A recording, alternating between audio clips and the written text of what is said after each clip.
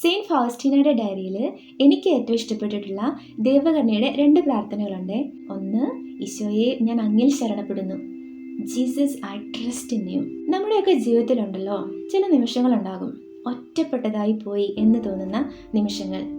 സഹായിക്കാൻ ആരുമില്ലെന്ന് കരുതുന്ന, ഇക്കാര്യത്തിൽ എന്നെ സഹായിക്കാൻ ഈ ലോകത്തിൽ ആർക്കും സാധിക്കില്ല എന്ന് ചിന്തിക്കുന്ന നിരാശയുടെ നിമിഷങ്ങൾ. സങ്കടം കൊണ്ട് കണ്ണ് നിറയുന്ന അവസ്ഥ. ഉത്തരമില്ലാത്ത ചോദ്യങ്ങൾ ഹൃദയത്തെ ഭാരപ്പെടുത്തുന്ന, മനസ്സിനെ തളർത്തുന്ന ദിവസങ്ങൾ. അങ്ങനെയുള്ള സമയങ്ങളിൽ പ്രാർത്ഥിക്കണമെന്നുണ്ടാകും, പ്രാർത്ഥിക്കാൻ ആഗ്രഹമുണ്ട്, പക്ഷേ പ്രാർത്ഥിക്കാൻ പറ്റില്ല. അങ്ങനെയുള്ള സമയങ്ങളിലൊന്നും വലിയ പ്രാർത്ഥനകളുടെ ആവശ്യമില്ല. ഹൃദയത്തിൽ നിന്നുള്ള ഒരു ചെറു വാക്ക് മതി, Jesus I trust in you. ഇങ്ങനെ ഈശോയോട് പറയുമ്പോൾ ഉണ്ടല്ലോ, ഈശോയ്ക്ക് എന്നോടും എനിക്ക് ഈശോയോടുള്ള ആ ബോണ്ടിങ്, ഇൻറ്റിമസി, ആ ബന്ധം കൂടും. ഈശോ എന്നെ ഓർത്ത് ഒരുപാട് സന്തോഷിക്കും, ഈശോയുടെ ഹൃദയം സന്തോഷിക്കും. ഈശോയുടെ കംപ്ലീറ്റ് റെസ്പോൺസിബിലിറ്റി ഉറപ്പായിട്ടും ഏറ്റെടുക്കും.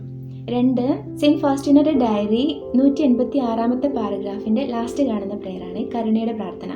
O blood and water which gushed forth from the heart of Jesus as a fountain of mercy for us, I trust in you. ഈ ലോകമെമ്പാടുമുള്ള എല്ലാ ജനതകൾക്കും വേണ്ടി, സകല ജനതകൾക്കും വേണ്ടി ഈശോ കുരിശിൽ മരിച്ച 3 മണി എന്ന സമയം ദേവകരുണയുടെ മഹാമണിക്കൂറാണെന്ന് നമുക്ക് എല്ലാവർക്കും അറിയാലോ. നമ്മുടെ എല്ലാവരുടെയും ജീവിതത്തിൽ ഒരു ദിവസം 2 നേരം 3 മണിയുണ്ട്. അതിൽ ഏതെങ്കിലും ഒരു നിമിഷമെങ്കിലും ഈശോയുടെ പീഡാനുഭവത്തെ ഓർത്ത് ഈശോയുടെ ആഗ്രഹപ്രകാരം പാപികളുടെ മാനസാന്തരത്തിന് വേണ്ടി പ്രാർത്ഥിച്ചാലോ. ഇപ്പോൾ ഒന്നിനും സമയമില്ലാന്ന് ഓർക്കുക, ഒട്ടും ടൈമില്ല. ഇന്ന് മുതൽ 3 മണിയാകുമ്പം 1 മിനിറ്റ് നമുക്ക് എങ്ങനെയും പ്രാർത്ഥിക്കാം.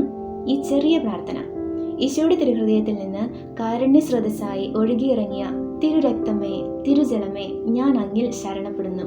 നമുക്കെല്ലാവർക്കും ഒരു നിമിഷം ഇപ്പം കണ്ണുകളടയ്ക്കാം.